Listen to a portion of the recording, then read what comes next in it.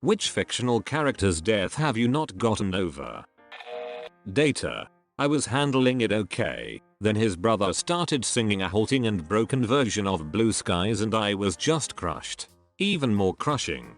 The first scene from Picard where Picard is dreaming about playing, I forget what game, something with Data, and Data asks him why he's not playing to win, and Picard says I don't want the game to end. I was freaking sad for a day or two after that.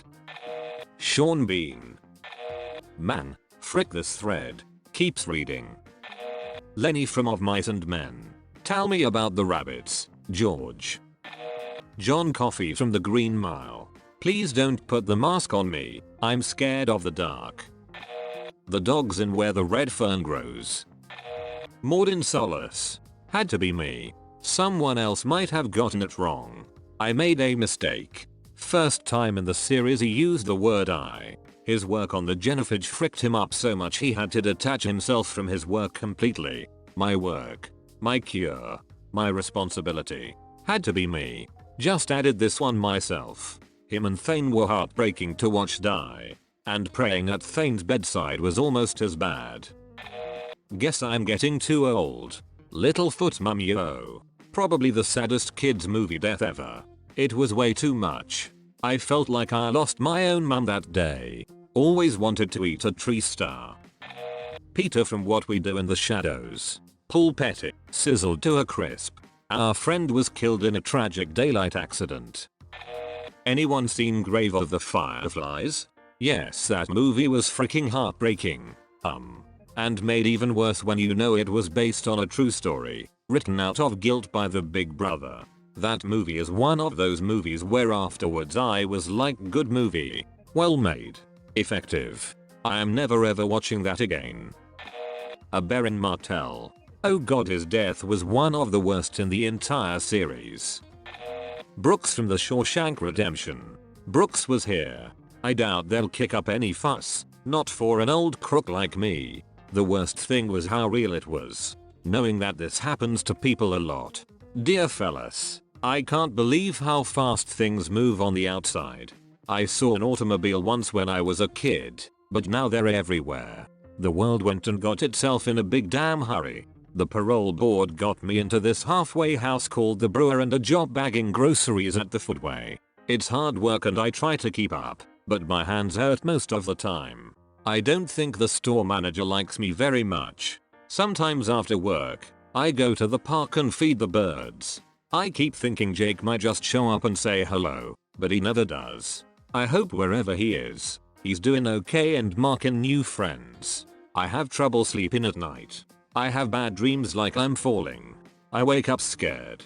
Sometimes it takes me a while to remember where I am. Maybe I should get me a gun and rob the Footway so they'd send me home. I could shoot the manager while I was at it, sort of like a bonus. I guess I'm too old for that sort of nonsense anymore. I don't like it here. I'm tired of being afraid all the time. I've decided not to stay. I doubt they'll kick up any fuss. Not for an old crook like me. P.S. Tell Haywood I'm sorry I put a knife to his throat. No hard feelings. Brooks was here. So was Red. Hughes from Full Metal Alchemist. I really liked him. His Japanese VA apparently also died from cancer this year. It's a terrible day for Rain. The funeral gets me every time. Grandma Coco from the Disney movie Coco. That film got me weeping from start to end. I was fine through Coco right up until the end and then I was just sobbing for a long time even after the credits rolled. The sniper from Saving Private Ryan. He was a guy that was doing his absolute best and gave it his all. When the tower was bombed that he was in, my heart sunk. But that's war. I thought the medic was worse when they ask him tell us how to fix you and then he cries out for his mom. Are any of them bleeding worse than the others? Yeah, this one down here. Oh my god. My liver. The recognition on the actor's face is just heartbreaking. Sirius Black.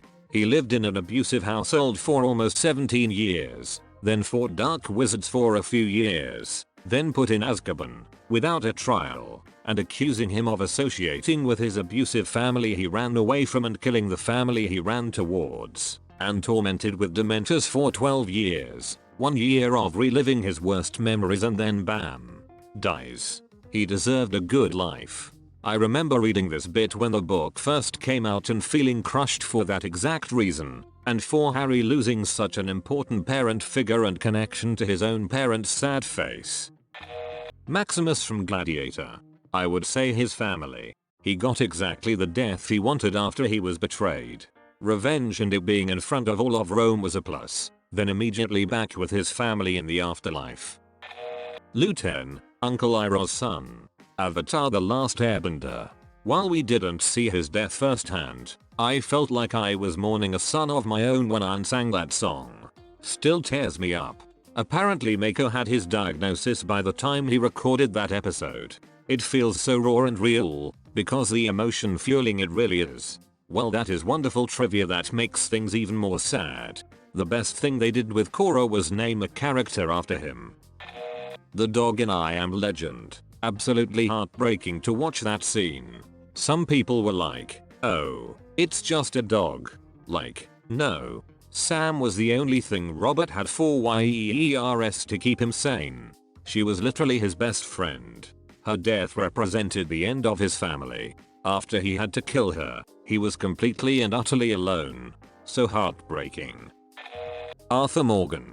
And Lenny. Frick, I miss Lenny. Honestly, Hosier's death was the most heartbreaking for me. It all went downhill from when he died. Tadashi Hamada from Big Hero 6. I literally cried.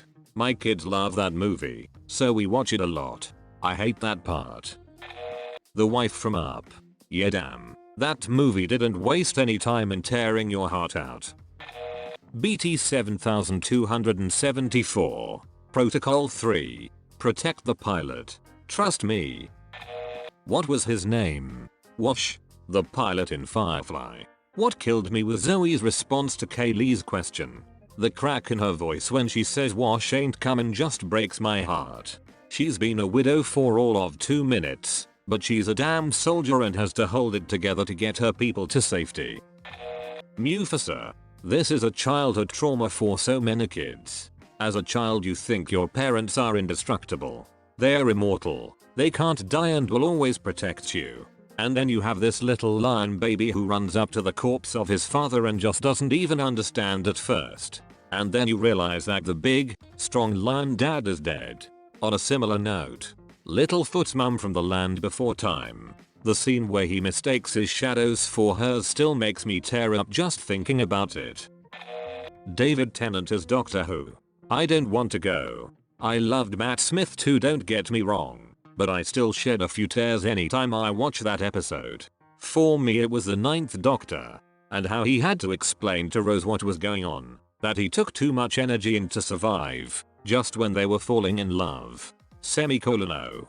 And before I go, don't say that. Rose. Before I go, I just wanna tell you were fantastic. Absolutely fantastic. And you know what? Rose shakes her head. So was I. D-hosh. Leslie Burke from Bridge to Terabithia. This one fricked me up as a kid. I was depressed for days. As a teen, I rented a DVD from the local store. It was very common to find cheap rentals of bootleg movies in India at the time. The label on the DVD clearly said Narnia, but it turned out to be this movie. I felt terrible for days after having watched it. Mike from Breaking Bad. Involved in a bad life, but the love for his granddaughter. Heartbreaking. That's why I love Better Call Saul. Shut up and let me die in peace. He had some demons too. Yondu from Guardians of the Galaxy. They had to kill Yondu, otherwise the Battle of Wakanda would have been over in seconds. I cry every time I watch that bit. Mary Poppins soft sobbing. My horse in Red Dead 2. Rest in peace, Ivory. Thank you. Anyone who has finished the game knows the impact of this very simple line. Rip Damocles. Fred Weasley from Harry Potter, and Greed from Fullmetal Alchemist Brotherhood. You mention Greed and not Moss Hughes. Ned Stark. Boromir. When I first watched Lord of the Rings, I couldn't have cared less when Boromir died. He was arrogant, not as cool as anyone else, and dangerously drawn to the ring. However, As I've gotten older, I find myself connecting with Boromir more with every watch. He clearly cares deeply for the other members of the Fellowship. Unfortunately, he also feels the weight of responsibility for his people, and the pressure from his father. The ring fed into that torturous quandary, and nearly drove him mad. The scene where he comes to his senses after driving Frodo off is heartbreaking now. So horrified at what he'd done. So vulnerable, so human. And despite believing that he had doomed the world, he threw himself into protecting that which he could still reach, the other hobbits.